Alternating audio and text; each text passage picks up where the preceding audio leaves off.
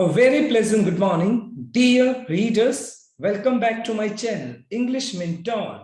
Today, we are going to analyze the editorial of 5th of October. So let us start this editorial in detail. The title of this editorial is Mumtaz मार्च। देखो ममता किसके लिए use किया गया? ममता बनर्जी के लिए, जो कि वेस्ट बंगाल की फिलहाल सीएम है, चीफ मिनिस्टर है। मार्च का मीनिंग हो गया walk in procession. Walk in procession का मतलब हो गया एक भीड़, मतलब एक साथ होकर जब आगे की तरफ बढ़ती है तो उसको बोल सकते हैं वॉक इन प्रोसेशन। तो यहाँ पे मार्च का मीनिंग हो गया एक तरीके से रैली। जो ममता बनर्जी की एक रैली है on West Bengal CM win. तो फिलहाल अगर बात की जाए वेस्ट बंगाल के अंदर कुछ पार्ट्स के अंदर असेंबली इलेक्शन हुए, कॉन्स्टिट्यूट मतलब जो इलेक्शंस होते हैं तो वहां पर वो इलेक्शंस हुए और उन इलेक्शंस के अंदर जो टीएमसी है, तृणमूल कांग्रेस है, उसकी बहुत अच्छी जीत उसने हासिल की है। और उसी के ओकेजन में ममता बनर्जी ने अपना जो मार्च निकाला है वो अपने आप में क्या है, एक तरीके से बहुत देखने वाला है। तो इसी बात को ध्यान में रखते हुए हम इस एडिटोरियल को स्टडी करने वाले हैं। So let us start this editorial in detail. The West Bengal chief minister, यानी पश्चिमी बंगाल के जो चीफ मिनिस्टर हैं ममता बनर्जी, हैज रेनफोर्स्ड का मतलब होता है स्ट्रेंथन करना, मजबूत करना, हर इमेज एज लीडर। तो ममता बनर्जी जो कि चीफ मिनिस्टर है वेस्ट बंगाल के, उन्होंने अपनी जो इमेज है उसको क्या किया, रेनफोर्स किया, उसको और भी ज्यादा मजबूत कर दिया है। And willing to take on the BJP, और कहीं ना कहीं वो विलिंग दिखाई पड़ती है, इच्छुक दिखाई पड़ती है टेक ऑन का मतलब एनकाउंटर करना, सामना करना बीजेपी। और कहीं ना कहीं जो ममता बनर्जी है उनका जो एटीट्यूड दिखाई पड़ता है कि वो बीजेपी को एनकाउंटर करने के लिए, बीजेपी का सामना करने के लिए बिल्कुल तैयार दिखाई पड़ती है। The victory of chief minister, और ये जो विक्ट्री हुई है चीफ मिनिस्टर की, ममता बनर्जी की, इन भवानीपुर एक जगह का नाम है जहां पर अभी बाईपोल इलेक्शंस हुए थे वेस्ट बंगाल के अंदर, और वहां पर ममता बनर्जी की जो जीत हासिल हुई है उसको has come as no surprise.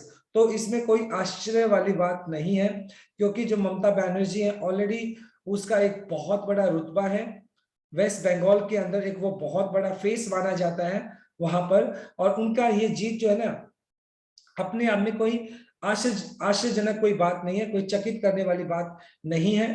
But the margin, लेकिन जो जो मेन बात है, जो मार्जिन है, मार्जिन का मतलब जो डिफरेंस है, और द विक्ट्री यानी जो जीत उसने हासिल की और उसके बीच का जो अंतर है, the little resistance put up by.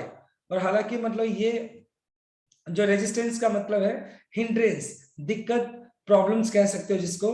Put up का मतलब रखना, बाय द अपोजिशन पार्टीज, और जो अपोजिशन पार्टीज थी वहां पर टीएमसी के अगेंस्ट, तो उन्होंने क्या किया, टीएमसी के अगेंस्ट उन्होंने कुछ हिंड्रेंसेस और कुछ प्रॉब्लम्स भी उन्होंने बीच में उन्होंने क्या की, कुछ हिंड्रेंसेस उनके सामने रखी टीएमसी के सामने। उसके बावजूद भी ममता बनर्जी की जो टीएमसी, जो कि तृणमूल कांग्रेस जो पार्टी है, उसकी बहुत ही बेहतरीन एक जीत हुई है, इंक्लूडिंग भारतीय जनता पार्टी। और वो जो अपोजिशन पार्टीज जिन्होंने टीएमसी के लिए कुछ प्रॉब्लम्स क्रिएट की, उसमें भारतीय जनता पार्टी यानी बीजेपी भी एक है, have come as a shot in the arm.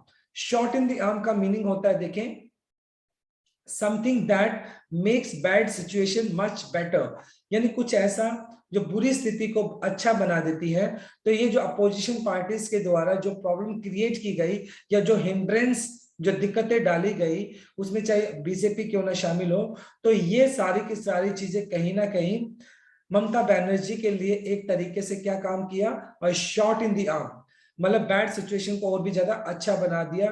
तो कहीं ना कहीं ये जो इस तरह का जो इंटरफेरेंस था अपोजिशन पार्टीज के द्वारा, इससे ममता बनर्जी की जो इमेज है और भी ज्यादा बढ़ी है, कम नहीं हुई है। जो टीएमसी है उसकी स्थिति मजबूत हुई, कम नहीं हुई। For the ruling Trinamool Congress, as I told you, TMC के लिए, मतलब ये जो बात की जाए टीएमसी की जो स्थिति है, मतलब जो पहले से और भी ज्यादा मजबूत हुई, इस तरीके से इंटरफेरेंस करने के बावजूद किसके द्वारा? अपोजिशन पार्टीज के द्वारा। मिस बैनर्जी रिकॉर्ड, और जहां तक मिस बैनर्जी के रिकॉर्ड की अगर बात की जाए, विनिंग मार्जिन ऑफ 58,832 वॉट्स, जो कि अपने आप में एक बहुत बड़ा अंतर है, मतलब इतने मार्जिन से उन्होंने जीत हासिल की है, is more than twice the margin of victory secured by TMC candidate at the same constituency। और मतलब अगर बात की जाए उन्हीं के कोई दूसरा कैंडिडेट अगर हो, टीएमसी का कोई भी दूसरा कैंडिडेट उस कॉन्स्टिट्यूएंसी के अंदर, कॉन्स्टिट्यूएंसी का मतलब हो गया देखिए the body of voters who elect a representative for their area, मतलब जो चुनाव क्षेत्र जो होता है उसके लिए बोला गया है, यानी उसी चुनाव क्षेत्र के अंदर अगर टीएमसी के दूसरे किसी कैंडिडेट की बात करते हैं तो इतने अंतर से उसने कभी भी जीत हासिल नहीं की है जितनी की ममता बनर्जी ने एक डबल, मतलब कह सकते हैं उस जो अंतर उसको डबल कर दिया, और 58,832 जो वोट्स है उस मार्जिन से उन्होंने जीत हासिल की, जो कि अपने आप में एक बहुत बड़ा एक नंबर है। Located in the heart of Calcutta, और ये जो पर्टिकुलर मतलब कॉन्स्टिट्यूएंसी की बात की जा रही है ये कहां पर सिचुएटेड है? कैलकाटा के हार्ट के अंदर, बीचों बीच। 5 months ago in the state assembly polls, 5 months ago in the state assembly polls, और अगर बात की जाए 5 महीने पहले भी, मतलब देखें 5 महीने पहले भी जो इलेक्शंस हुए थे उन इलेक्शंस के अंदर भी ममता बनर्जी ने क्या किया था? बहुत अच्छा वहां पर अपना परफॉर्मेंस किया था असेंबली इलेक्शंस के अंदर और अपनी सरकार फॉर्म की थी। और उसके अगर कंपैरेटिवली अगर बात की जाए तो अभी जो कुछ कॉन्स्टिट्यूएंसी के अंदर जो इलेक्शंस हुए उन कॉन्स्टिट्यूएंसीज के अंदर अगर बात की जाए तो उसका जो अगर पीछे वाले परफॉर्मेंस से बात की जाए तो उससे कहीं बेहतर रिकॉर्ड अभी दिखाई पड़ता है। और उसके अंदर भी अगर बात की जाए 58,832 जो वोट्स है उससे जीत हासिल करना, जो कि अपने आप में एक बहुत ही आप रिमार्केबल विक्ट्री कह सकते हैं, एक बहुत बड़ी विक्ट्री कह सकते हैं इसको।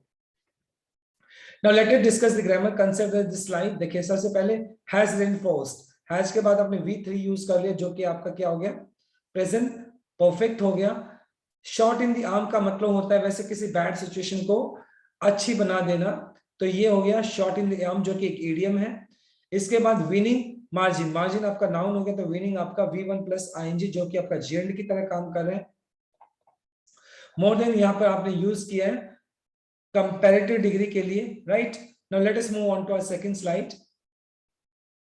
द रूलिंग पार्टी यानी टीएमसी की बात की जा रही है। TMC won all 3 seats that went to the polls on September 30। और फिलहाल अगर बात की जाए 3 ऐसी कॉन्स्टिट्यूएंसीज थी जहां पर सितंबर 30 को 30 सितंबर को वहां पर बाय इलेक्शंस कराए, बाय पोल्स कराए गए और उन तीनों के तीनों सीट्स के ऊपर टीएमसी ने जीत हासिल की in the state West Bengal के अंदर।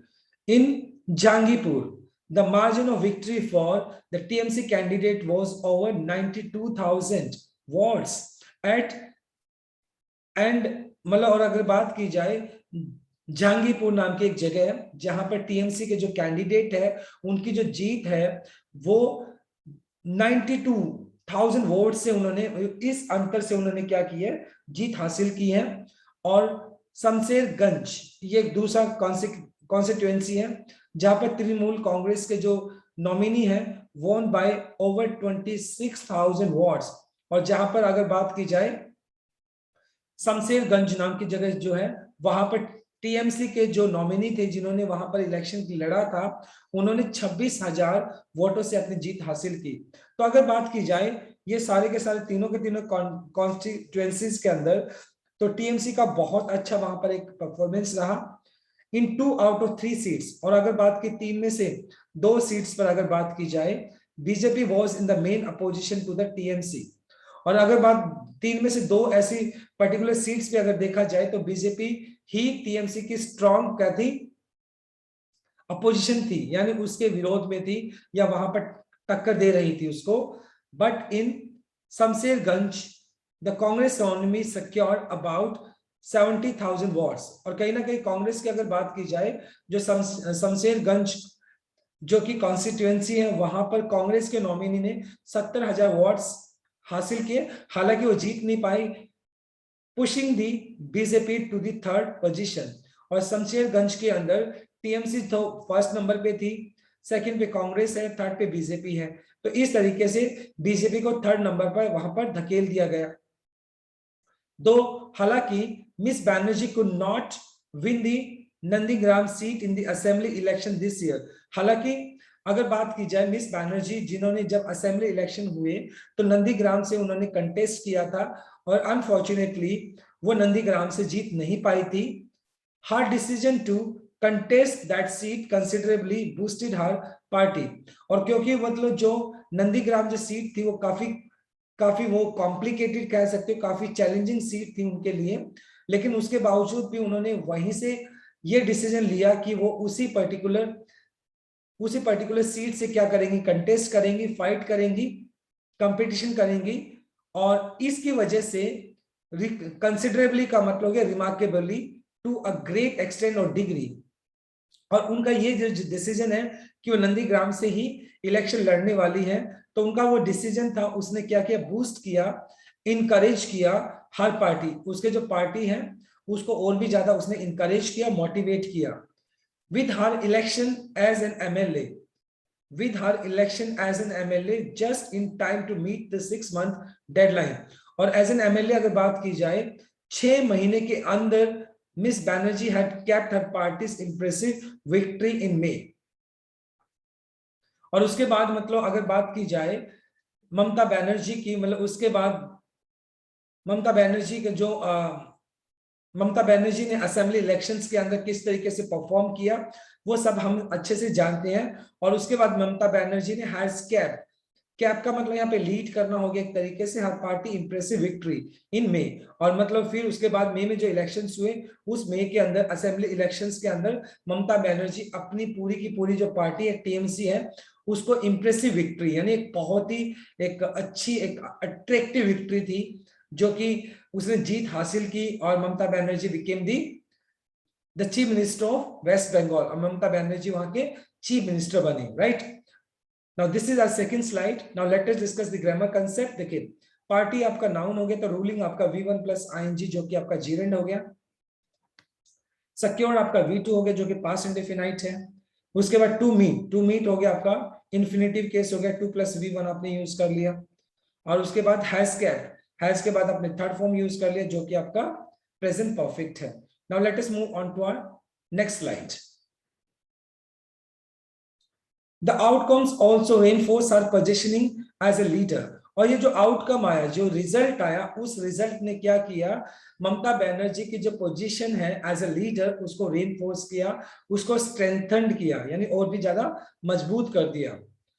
हु हैज द गम्शन, गम्शन का मतलब क्या होता है, देखिए करेज, साहस एंड डिटर्मिनेशन, दृढ़ निश्चय। और कहीं ना कहीं ममता बनर्जी का जो साहस है, जो दृढ़ और उसका जो दृढ़ निश्चय है टू कन्फ्रंट, सामना करना द बीजेपी, और उसका जो साहस है और जो दृढ़ दृढ़ संकल्प है जो उसको, वो साफ साफ दिखता है कि वो बीजेपी को कन्फ्रंट करने के लिए, बीजेपी का सामना करने के लिए बिल्कुल तैयार थी। That had left no stone unturned. और बीजेपी ने भी कहीं ना कहीं, देखो लेफ्ट नो स्टोन अनटर्न का मतलब होता है try every possible course of action in order to achieve something, यानी आप पूरी कोशिश करते हो किसी पर्टिकुलर चीज को हासिल करने के लिए, हर एक प्रयास करते हो। और बीजेपी ने भी पूरी कोशिश की कि किसी तरीके से ममता बनर्जी को हराया जाए इन इट्स अटेम्प्ट टू अनसीट हर, कि मतलब जैसे तैसे कर कर मतलब जो ममता बनर्जी है उसको वेस्ट बंगाल के अंदर सीएम ना बनने दिया जाए। द बीजेपी स्टैंड्स फर्दर, और उसके बाद बीजेपी का जो रुझान था, स्टैंड था, फर्दर टेम्ड का मतलब हो गया मेक लेस स्ट्रॉन्ग, यानी और भी कमजोर हो जाना। आफ्टर द बाईपोल आउटकम्स, और अगर अभी बात की जाए जो बाईपोल इलेक्शंस हुए हैं वेस्ट बंगाल के अंदर फिलहाल, उसके अंदर बीजेपी का जो स्टैंड रहा है, बीजेपी का जो एक कह सकते हो एक स्थिति रही है, वो और भी ज्यादा कमजोर हो गई है, जैसे कि रिजल्ट से पता चलता है। इट पुट अप पुटअप का मतलब एस्टेब्लिश करना या सेटअप करना।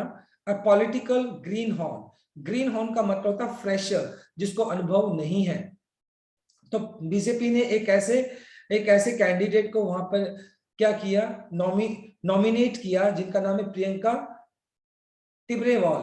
तिब्रेवाल नाम की एक जो कैंडिडेट है, बीजेपी ने उसको नॉमिनेट किया, जो कि बहुत ही ज्यादा मतलब जिसको कोई भी बिल्कुल भी एक्सपीरियंस नहीं था, ग्रीन हॉर्न, वो फ्रेशर थी, to contest to fight against the charismatic. Charismatic का मतलब हो गया कहीं ना कहीं magnetic, attractive and popular miss Banerjee. और मतलब जो मिस बैनर्जी, जो कि जिसका एक बहुत बड़ा चेहरा है वेस्ट बंगाल के अंदर, और उसके अगेंस्ट में बीजेपी ने एक फ्रेशर कैंडिडेट कह सकते हैं उसको नॉमिनेट किया, जिनका नाम प्रियंका तिब्रेवाल है, तिब्रेवाल, राइट। तो जो कि अपने आप में जो फाइट थी वो कहीं ना कहीं अनइक्वल दिखाई पड़ती थी। और बीजेपी का इससे रुझान भी पता चलता है कि बीजेपी कहीं ना कहीं वेस्ट बंगाल के अंदर कमजोर दिखाई पड़ती है। The West Bengal BJP, which found it difficult to get the right candidate to contest against TMC nominees in the assembly polls। और कहीं ना कहीं बीजेपी के लिए सबसे बड़ा प्रॉब्लम ये था कि जो बीजेपी की जो वेस्ट बंगाल की जो पर्टिकुलर टीम है, उनके लिए ये मतलब उनके लिए ये मुश्किल था कि कोई एक ऐसा कैंडिडेट को, सही कैंडिडेट्स को कंटेस्ट कराना, सही कैंडिडेट से फाइट कराना इलेक्शंस के अंदर, नॉमिनी जो टीएमसी के जो कैंडिडेट्स उनके अगेंस्ट। तो कहने का मतलब ये हुआ कि बीजेपी के पास वो चेहरे ही नहीं थे वेस्ट बंगाल के अंदर, जो कि ये जो पर्टिकुलर 3 कॉन्स्टिट्यूएंसीज के अंदर अभी इलेक्शंस हुए हैं, जिससे कि टीएमसी को किसी भी तरह का चैलेंज दिया जा सके, टीएमसी को थोड़ा बहुत उसको क्या किया जा सके, उसको चैलेंज दिया जा सके, और उसको थोड़ी टफ फाइट दी जा सके इलेक्शंस के अंदर। बट बीजेपी के पास कोई प्रोमिनेंट वहां पर फेसेस ही नहीं थे, चेहरे ही नहीं थे। And continues to grapple with, यहाँ पे बीजेपी के लिए यूज किया गया, and BJP continues to grapple with. Grapple का मतलब हो गया एक तरीके से स्ट्रगल करना, और बीजेपी लगातार स्ट्रगल कर रहा है किसके साथ, with the same challenge 5 months later. यानी 5 महीने पहले भी बीजेपी का बुरा हाल हुआ था और ममता बनर्जी ने अपनी सरकार बनाई थी। अभी 3 कॉन्स्टिट्यूएंसीज के अंदर इलेक्शन हुए हैं, तो वहां पर भी बीजेपी के पास कोई प्रोमिनेंट चेहरे नहीं थे जो कि टीएमसी को कंपटीशन दे सके। The BJP central leadership state, और बीजेपी की जो सेंट्रल लीडरशिप है वो दूर रही, away from the campaign, unlike this year. मतलब इस साल अगर बात की जाए तो बीजेपी ने जब 5 महीने पहले जो असेंबली इलेक्शंस हुए थे, तो उन असेंबली इलेक्शंस के अंदर बीजेपी ने खुले तौर से बहुत ही ज्यादा उन्होंने अपना कैंपेन किया था, मतलब किसकी, असेंबली इलेक्शंस के लिए। लेकिन अभी फिलहाल अगर इन 3 जो कॉन्सिक्वेंसेस के अंदर अभी फिलहाल इलेक्शंस हुए हैं, तो बीजेपी कहीं ना कहीं कैंपेनिंग से दूर रही। The state leaders of party, state leaders of the party, और पार्टी के जो स्टेट लीडर्स थे, no match to the Trinamool Congress, और उनका कोई भी तृणमूल कांग्रेस के साथ कोई मैच नहीं था। कि तृणमूल कांग्रेस का जो एक रुझान था या उसका जो स्टेटस दिखाई पड़ता है बीजेपी का, सॉरी तृणमूल कांग्रेस का जो स्टेटस दिखाई पड़ता है वेस्ट बंगाल के अंदर, उसका कोई कंपैरिजन ही नहीं है। बीजेपी उसके आसपास दिखाई नहीं पड़ती है इन स्ट्रेटेजी और पॉपुलैरिटी। स्ट्रेटेजी की अगर बात की जाए, जिस तरह की मतलब रणनीति की अगर बात की जाए, जिस तरह की रणनीति टीएमसी की है, और पॉपुलैरिटी है वेस्ट बंगाल के अंदर, तो तृणमूल कांग्रेस का कोई भी कंपटीशन वहां पर नहीं है, और खास तौर पर बीजेपी उसके आसपास दिखाई नहीं पड़ती है, right. So now let us discuss the grammar concept of this slide. देखिए यहाँ पर हर आपका पजेसिव एडजेक्टिव हो गया, तो पजेशनिंग है यहाँ पे आपका V1 प्लस आईएनजी, जो कि आपका जिरेंड नाउन की तरह काम कर रहे हैं। हु आपका एक रिलेटिव प्रोनाउन हो गया। रिलेटिव प्रोनाउन से पहले आपका जो नाउन या प्रोनाउन दिया होता है उसको एंटीसीडेंट बोलते हैं, और वर्ब हमेशा आपकी एंटीसीडेंट के हिसाब से यूज होती है। लीडर सिंगुलर है तो इसलिए आपने यहाँ पर हैज यूज कर लिया। लीव नो स्टोन अनटर्न का मतलब होता है, ये एक इडियम जिसका मतलब होता है try every possible course of action in order to achieve something. To contest आपका 2 + V1 हो गया, जो कि आपका इन्फिनेटिव केस हो गया। स्टेड यहाँ पे V2 हो गया, जो कि आपका पास्ट इंडेफिनाइट है। Now let us move on to our next slide, slide number 4।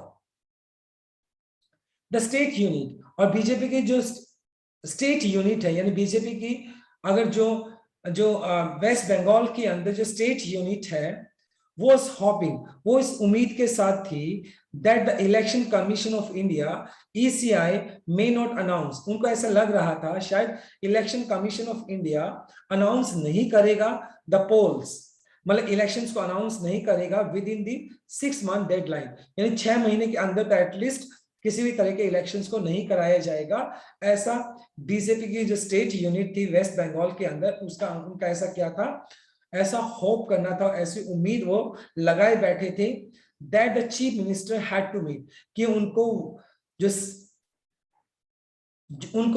जो वेस्ट बंगाल के चीफ मिनिस्टर है उनको सामना करना पड़ेगा, ऐसा उनको फिलहाल ऐसा उम्मीद नहीं था, लेकिन उसके बावजूद उनको सामना करना पड़ा।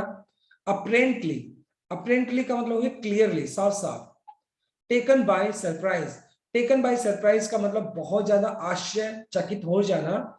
दे स्पेंड, और कहीं ना कहीं मतलब जो बीजेपी है उसने अपना जो टाइम है, दे स्पेंड चैलेंजिंग, चुनौती देना the ECI decision in the court rather than campaigning on the ground, और बीजेपी ने क्या गलती की, ईसीआई का जो डिसीजन है उसके खिलाफ कोर्ट के अंदर चले गए, और मतलब उन्होंने अपना ईसीआई का जो डिसीजन है उसको चुनौती देनी चाहिए, कोर्ट के अंदर वो चले गए, उसकी बजाय कि अपना जो कंपेनिंग करनी थी ग्राउंड लेवल से जाकर उनको अपना इलेक्शंस के लिए जो कंपेनिंग करनी थी उसकी तरफ ध्यान न देकर उन्होंने क्या किया, जो इलेक्शन कमीशन ऑफ इंडिया उसके डिसीजन को क्या किया, चैलेंज किया, और उस केस को वो कोर्ट के अंदर लेके गए। तो यानी कंपेनिंग पे फोकस किया जाना चाहिए था ग्राउंड लेवल पे, लेकिन उन्होंने प्रॉपर तरीके से कंपेनिंग नहीं की। The TMC, Trinamool Congress government focus on cash transfer, और जबकि अगर कंपैरेटिवली अगर बात की जाए तृणमूल कांग्रेस की जो सरकार उसने फोकस किया, उसने ध्यान लगाया कैश ट्रांसफर के ऊपर, कैश मतलब देने के ऊपर, and other welfare schemes continues to draw the support of the electorate. Electorate का मतलब हो गया एक तरीके से the body of voters who elect a representative for the area. अब देखो बीजेपी ने तो क्या किया, बीजेपी ने कंपेनिंग नहीं की बल्कि ईसीआई के डिसीजन को चैलेंज किया कोर्ट के अंदर।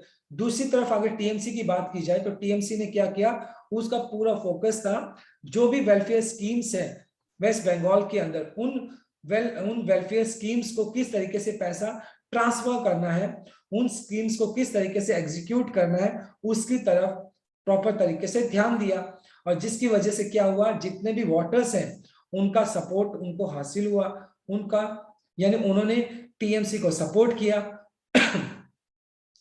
while the issue of violence and corruption raised by the BJP, और बीजेपी ने कहीं ना कहीं टीएमसी के ऊपर क्लेम भी किया, टीएमसी के ऊपर इस बात के एलिगेशंस भी लगाए कि वहां पर वेस्ट बंगाल के अंदर वायलेंस के केसेस हैं, अहिंसा के केसेस हैं, करप्शन है, भ्रष्टाचार के केसेस हैं, तो इस तरह के एलिगेशंस भी लगाए बीजेपी ने टीएमसी के ऊपर। Did not strike a chord, strike a chord का मीनिंग हो गया देखें, cause something to feel sympathy, emotion और इंथ्यूजियाज्म।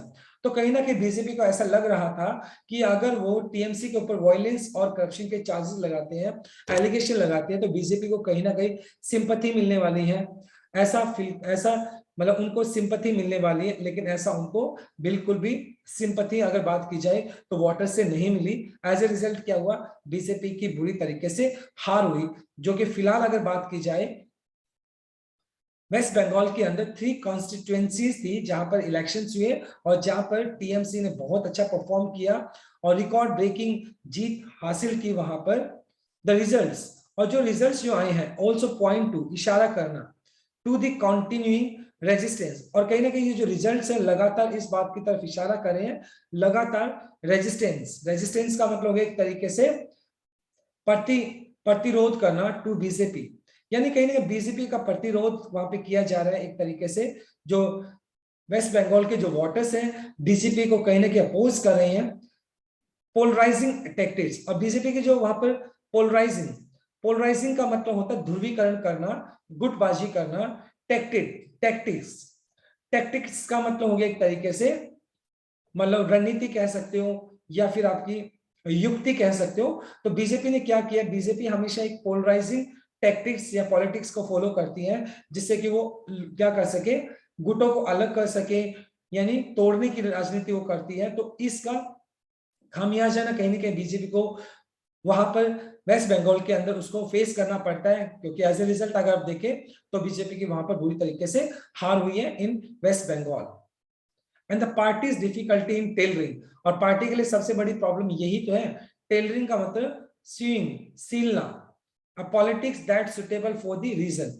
और कहीं ना कहीं पार्टी के लिए सबसे बड़ा डिफिकल्ट चैलेंज ये है कि वहां पर ऐसी पॉलिटिक्स को लेकर आना या ऐसी पॉलिटिक्स को बनाना जो कि उस क्षेत्र के लिए, वेस्ट बंगाल के लिए सुटेबल हो, ये सबसे बड़ा मुश्किल काम है।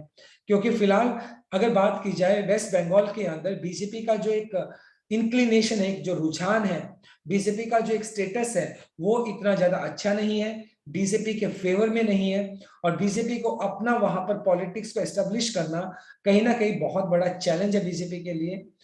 तो ये देखने वाली बात होगी आगे जब कभी इलेक्शंस आएंगे तो बीजेपी किस तरीके से अपनी फेस वैल्यू को वापस सुधारती है। फिलहाल अगर बात की जाए टीएमसी, तो टीएमसी ने दोबारा से बीजेपी को बुरी तरीके से वहां पर हराया है, और टीएमसी का कोई भी मुकाबला नहीं है।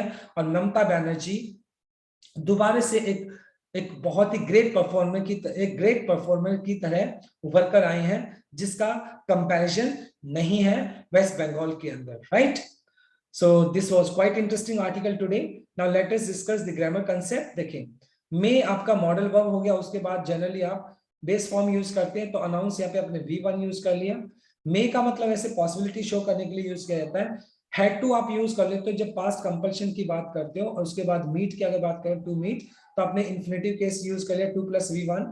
रादर देन, देखो रादर देन, ये रादर जो होता है वो THEN ही लेता है अपने साथ, जनरली इसके साथ एरर दे दिया जाता है THEN लगाकर, जो कि इनकरेक्ट होता है। स्ट्राइक ए कॉर्ड का मीनिंग होता है, ये पर्टिकुलर ईडियम हो गया जिसका मतलब होता है cause sympathy to feel cause someone to feel sympathy, emotions और enthusiasm। पोलराइजिंग टैक्टिक्स, देखो टैक्टिक्स आपका नाउन हो गया, तो पोलराइजिंग आपका जिसका हिंदी मीनिंग होता है ध्रुवीकरण करना। V1 + ING जो कि आपका प्रेजेंट पार्टिसिपल एडजेक्टिव की तरह काम कर रहे हैं। इन आपका प्रेपोजिशन हो गया, प्रेपोजिशन के बाद आप जीरंड यूज करते हो V1 + ING, तो ये आपका टेलरिंग जो है वो यहाँ पर जीरंड यानी एक नाउन की तरह काम कर रहा है, right. So my dear readers, this is all about from this article. Thanks for watching this video. Please do like, share, comment and subscribe to my channel. So tomorrow I'll continue with another article. Till then, bye bye, take care and have a nice day.